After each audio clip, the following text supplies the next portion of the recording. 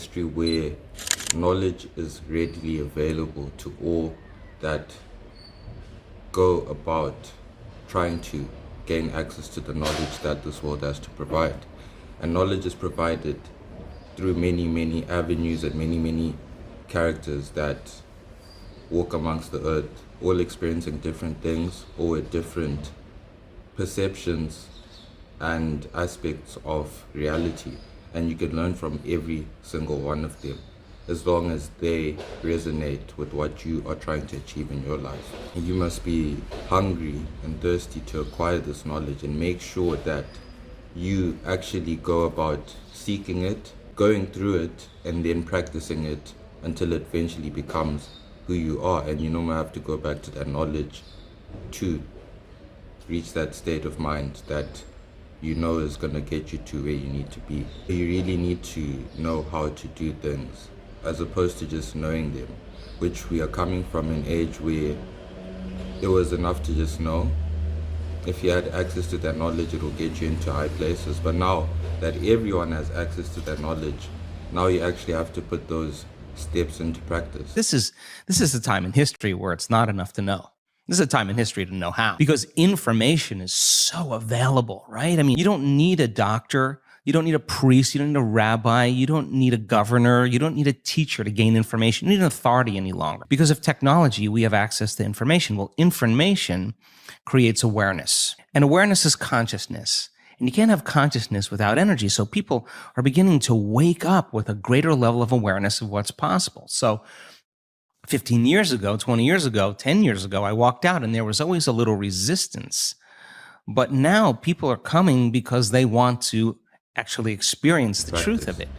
And the way we do that is by making sure that every single day when we wake up, we come out with the intention to practice the things that we have researched that we know are going to help us, because you will know what's going to help you. You will feel it. It'll be the things that you continuously read and that you get lost in, and that you don't really have to think about studying it. It's not work. It feels like play. It feels like you're reading a magazine. It feels like you're reading a comic. And those are the things that you should be engaging in. If it's not capturing your interest and you're still new to these practices, then don't try to force it, because forcing it will not help you. You will not gain any more knowledge, because you'll be reading something, thinking about something else. It's better that you first start with things that are of interest to you, and from there, once you've built a muscle that can sustain consuming that knowledge, then you can start to read things that do not interest you, and you'll see that you can actually spend a lot of time reading those things, as opposed to someone who does not study at all. Once they start to study, 5 minutes in, they're already bored. 5 minutes in, they can't keep their concentration and their focus. 5 minutes in, they're already going to their Instagram and their TikTok. And you don't want to be one of those guys always being distracted by this and by that. As soon as a notification pops up on your phone, click, click, click, and like that you've been distracted, your mind has been taken. Because you have to understand, humans are not multitaskers. There's a myth that we multitask and we can do two things at once, but we cannot.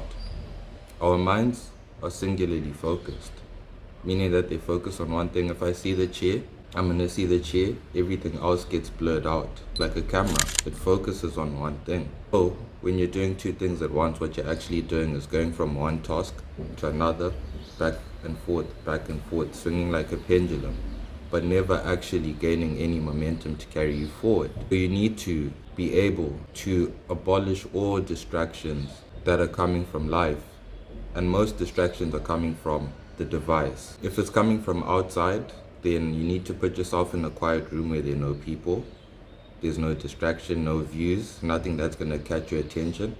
But if not, the main distraction tool is going to be your device, meaning that you need to shut off the notifications, put your phone on airplane mode, and then just spend some time actually going through this information. Because with this information, reading in particular is the best way for you to start to change the wiring of your brain.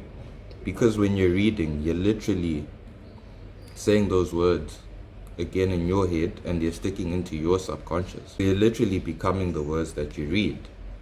If you read the Bible a lot, you literally become more biblical. If you read 50 Shades of Grey a lot, you literally become more like the characters of 50 Shades of Grey. Because those are the words running through your mind, back and forth, on repeat, going over and over and over again. So that will tie into also having the discernment to acquire knowledge that is helpful to you and not destructive, that is going to actually prevent you from reaching your targets and your goals. Which most of the information that is not going to help you reach your targets and your goals is just distracting things. Things that you're going to see on news about Kim Kardashian, news about Andrew Tate, news about this, and most of it is going to be negative to put you in a negative state of mind by default. Because these media outlets feed off of the negativity due to the fact that we are wired to seek out negative things, to seek out threats before we seek out anything else. When you see that headline, that's what it's meant to do. It's meant to trigger you.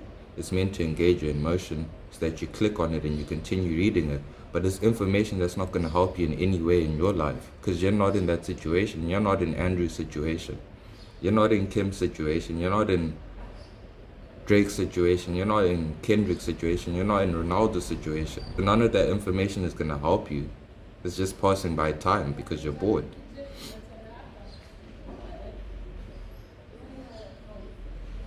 Information is the key. Information is everything. And the price to gaining that information is that you're going to have to isolate yourself.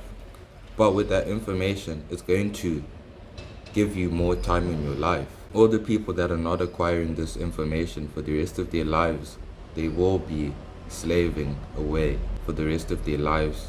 They'll be spent at their boss's office, building, working, manual labor, sitting around for 9 to 10 hours a day.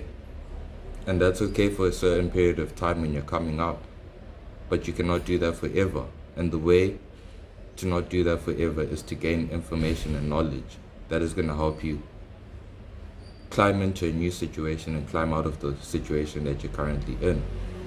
You need to be discontent, man. You need to be upset, because once you're upset, you're going to start looking for ways to bring your mind state to a more calm state. And the way to do that is to acquire information. As soon as you start acquiring information, you start learning new things, new parts, you're going to feel it in your heart that there's new hope and there's new life. And there's possibilities that are there, that have always been there and that will always be there, available to anyone who dares to reach for them. You must be one of those people who dares to reach. You must be willing to put your hand in the fire and get burnt. And even if you do get burnt, you put your hand in the fire again, and you put your hand in the fire again and again and again, because you don't know what the Creator